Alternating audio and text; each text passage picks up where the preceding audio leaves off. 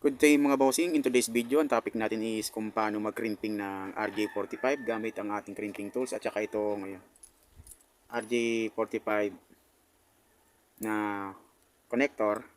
Yan, kung makikita nyo, meron tayong tatlo dito na RJ45. So, kita nyo to, meron na siya. So, gagawa tayo ng panibagong i-crimp. Then, yung may color coding din to guys, ayan. So, simulan na natin. At saka meron din tayo dito na, ito, ayan, cable tester. Ayan. Yung RG45 and RG11. So, ayan. Meron siyang pang tester ng RG45 at saka RG11. Yung pang cable to. So, simulan na natin. Yung natin gagawin, kuha tayo ng cable. Kahit anong cable na UTP cable. Cat 6 man yan or cat 7. Pwedeng ganito. So, yung makapal to na color blue. Ito na lang gagamitin natin. So, demo ko lang naman sa inyo kung paano tayo mag-crimp. Kita natin to. So, yan o. So, dahil gagawa tayo ng siguro almost wala pang 1 feet yung ano natin. So, estimated na lang natin. Yung kukunin natin na na yan. Patuloy natin to. So, gamit tayo ng gunting. Wala kayong gunting. Gunting na lang natin to. Sabi natin yan. Then, meron dapat tayong pambalat. Ayan, itong pambalat niya. So, pasok lang natin sa pangalawa. O, dito. Kung saan siya compatible. Kasya. Nandito. Ayan. Yun. So, make sure hindi nabalatan yung yung mga wire niya sa loob. Hindi na tama. Ayan. So, ganyan. Straighten natin to. Kasi ito yung gagamitin natin.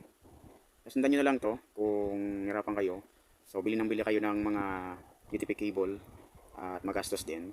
Ba't di nyo gawing o hindi nyo subukan to? Yung pag-crimp, sarili nyong crimp, at least kayo, alam nyo na proven and tested yung na-crimp nyo na RG45. Ayan.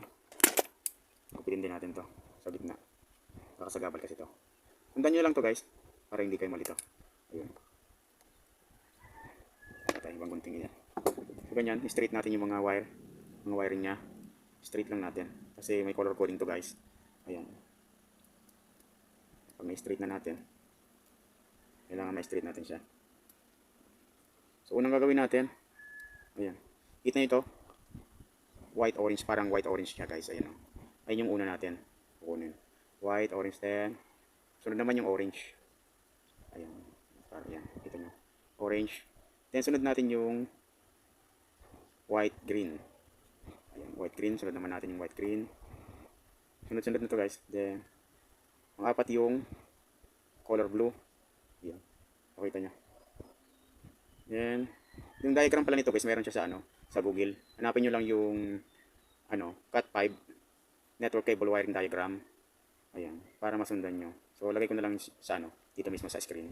Sunod natin is yung white blue. Ayan, yung pang-5, white blue. Para hindi kayo malito, white blue. Kita nyo yan, white blue. And then, sunod yung color green. Pang-6, color green. Then, pang-7, itong white brown. Ayan. So, kung saan na nasundan nyo. Then, pang-8, itong color brown. Ayan siya guys. So, ganyan yung niya. Yung pagkakasunod-sunod niya. So, kailangan mapasok natin siya sa connector. Kasi, kunin nyo yung pass-through na connector. Ayan. Para hindi kayo mahirapan. Yung may butas yan guys. Ayan. May butas yan. Kita nyo yan. Ayan. May butas yan sa, ayan. Para mapasok natin itong 8 wire dito sa pass-through connector. Ayan. So, proceed na natin ipasok. So, ganyan lang siya guys. Kailangan ma-straight yan. Una yung, ulitin ko guys. White, orange, orange, tapos white, green, color blue, light blue, green, then white, brown, then pang-8 yung brown. Ayan. So, ilagay na natin. Ilagay natin to dito sa may RD45. So, yung paglalagay pala nito guys, dito sa pass-through connector, ganito lang. Ayan. So, kailangan gupitin din natin to guys para mapantay siya. Ipantay lang natin. Ayun. Kailangan mapantay siya. Then, proceed na tayo. Pasok na natin sa pass-through connector. Ayan. Ganito lang guys, pagpasok nito. Ayan. So, diretso nyo lang. Ayan. So, makikita nyo naman na pasunod-sunod. Kaya yung sinabi ko kanina, ayan. una yung white orange, pangalawa yung orange, light green, ayan, kita nyo naman, light green, pangatlo, blue, pangapat, tapos yung light blue, pang-5, kita nyo naman yun, ayan, light blue yan, pang-5 yan. Tapos yung green, pang-6, yung white brown, pang-7, yung brown, pang-8. Ayan, then, pag ganyan na, ayan guys, pag ganyan na yung tsura ng pasok natin sa connector, ayan, gamit na tayo ng pang-print, ayan. So, pag gamit ito guys, ganito lang, ayan, pasok lang natin dito.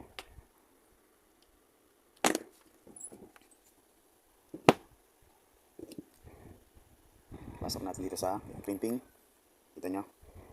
Kasi makikrimp yan para hindi siya maluwag o mag-fix siya. Yan, tapos, hindi natin siya dito. Yan, hindi natin. Yun. Kita nyo. So, nakalak na yan.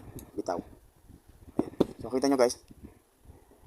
So, kung hindi ito maano, gamitan nyo lang ng para mapakat natin to. Kasi wala yung pang-crimp natin, hindi yung diretso na pangkat.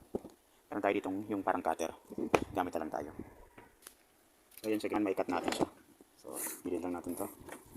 Ikakat natin siya para mamaya ite-testing natin siya sa ating cable tester. Ayan, cut natin kasi hindi siya madadali ng gunting kasi yun, masikip dito. So, ayan. Nakaano na yan, nakapis na yan guys. Ayan, cut natin.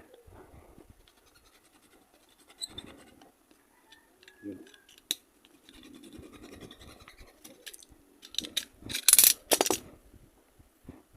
So, okay na to guys. So, panghuli, gamit tayo ng tester. Open lang natin. O, lagyan natin dito sa RG45. Ayun. Then yung kabilang dulo. Tingnan natin. Then kailangan magtugma yan. 1:1. Ayan. Pababa yan guys. Mag-blink-blink yan. Pag may nag-missing dyan, na isa, which is means is putol or mali yung pagkikrimp natin. So, on lang natin.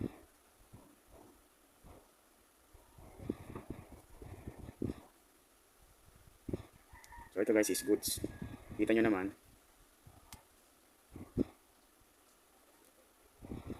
Yun.